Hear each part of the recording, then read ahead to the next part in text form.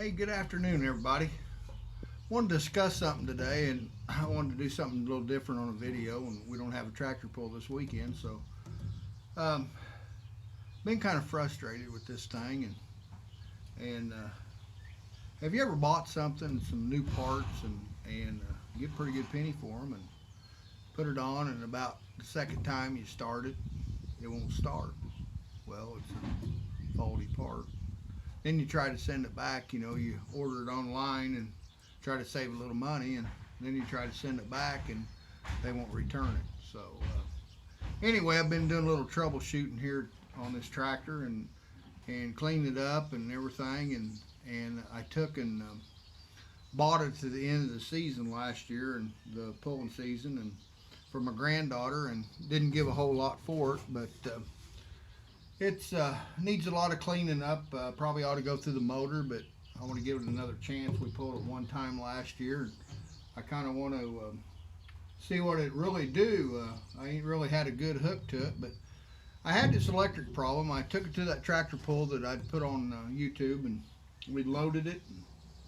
We started it several times before I even loaded it. It was the first one to start. I didn't even have to charge the battery. The battery stayed up all winter. And anyway, I went to this tractor pull and play day, and my granddaughter and I weighed it in. It come time to pull it. It's kind of like a lame horse. It wouldn't start. So I piddled with it a little bit, and I couldn't get no fire out of it. So we drug it up on the trailer, and I brought it home. And lo and behold, when I got on the trailer to start it, just try to start it, it started, and I backed it off the trailer. Well, then I got it back off the trailer and I turned it off, and then it wouldn't start again. So it's been starting, stopping, or starting, not starting, and just back and forth, and it's been a mystery. So what I did, I went through it. I kind of went through all the electrical wires, and I got looking down in there, and there was mud daubers everywhere. I mean, I never seen so many mud daubers behind the dash in my life, and I really didn't pay that much attention when I bought the tractor. Of course, that's no big deal, clean it out. So what I did, I rewired it. I thought it was the key system. I took the key out of it, the key system out. I put it all on toggle switch and a push button. Well, I started it. It started right up. So I thought, well, I got the problem eliminated. Well, I got it out the other night. The granddaughter wanted to drive it. It would not fire again. So I got playing with it, and I owned the coil out in it, and the coil showed to be bad.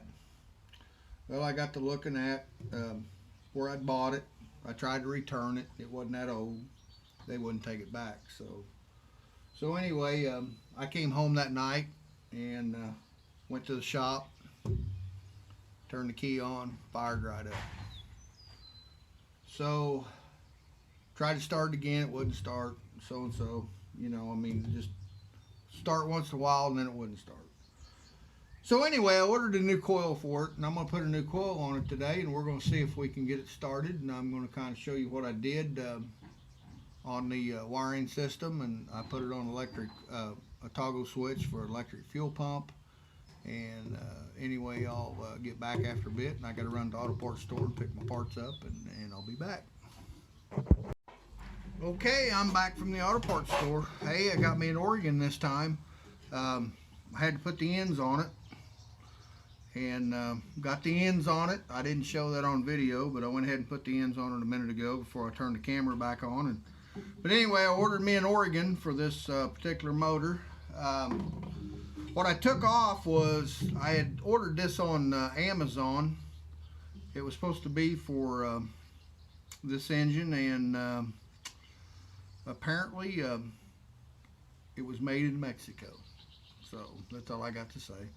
But anyway, we're going to make America great again, and we're going to put this Oregon let's see where this thing's made at. Oh, it's made in Taiwan.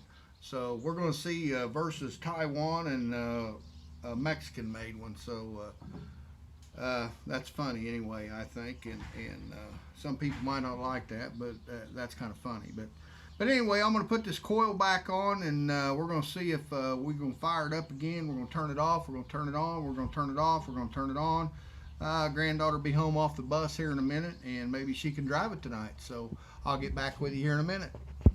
Well, there it is. I got the new coil on, and when you start talking about gap on these, you know, the common rule is, the most common rule, you know, use a business card or whatever, but I think it's somewhere around 20 thousandths. I might be wrong. Correct me, comment below if I'm wrong, but anyway, I've always used a business card.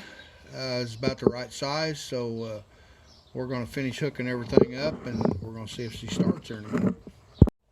Okay, I got the coil on, everything bolted down. I got the plug wires all fastened and everything, so we're going to take and start it, and we're going to see what happens here. So I'll make sure I got my switch in the right spot. So let's just kick her on. Hey, hey, hey.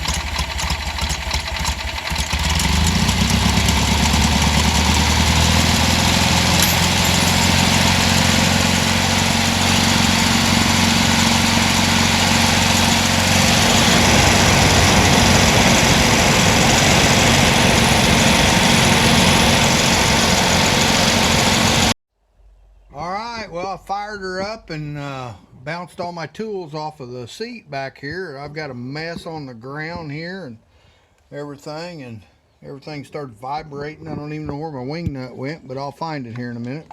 But anyway, she started right up. Now, I don't know if it's going to start again. Might be something wrong, but I swear it was that coil. Matter of fact, I know it was that coil.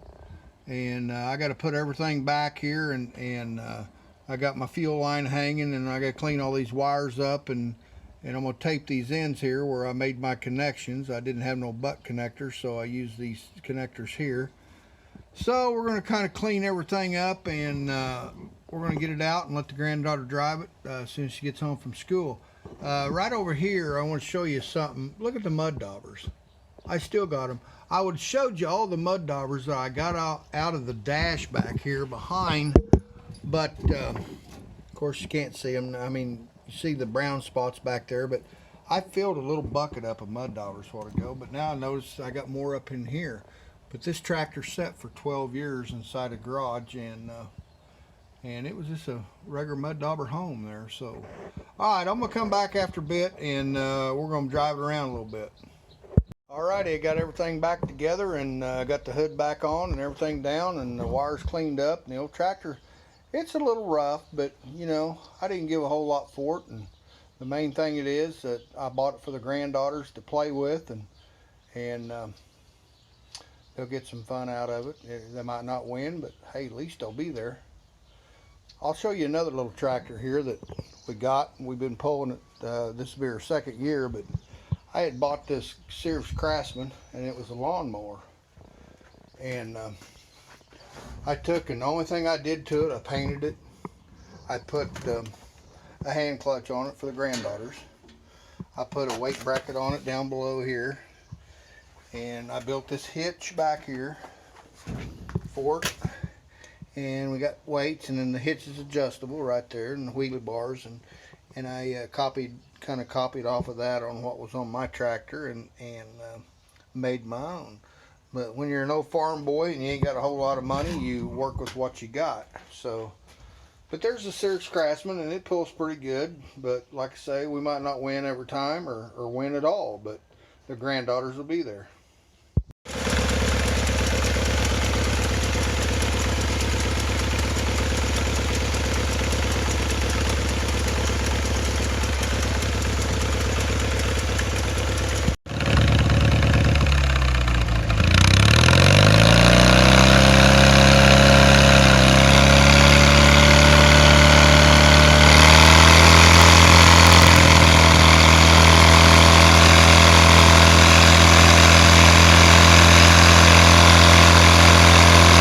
I got done what I wanted to do when I got home from work today. So we got the coil on, and got the granddaughter happy. She got to drive it around, and maybe all the granddaughters can have a tractor now, their own, and let the fight begin between the granddaughters. But out of 7 tractors I own, 3 of them's my granddaughters now, and we got another one we're building. We hadn't had it out yet, but we're going to find out what it does before the season's over. But when you ain't got a whole lot of money, you just work with what you got. And I know I get frustrated when I buy a part and it ends up lasting 2 or 3 times and that's it. I know in the appliance business, I do the same thing when I order parts for a cook stove or whatever. Sometimes they only last a month, but I don't know where they're made. So we're going to find out if this Taiwan coil or Taiwan, I can't talk that because I'm American, but anyway, keep America great again. But we're going to find out if that works or not. So thanks for watching Tractor Pulling with GZ, and we'll see y'all in the next video.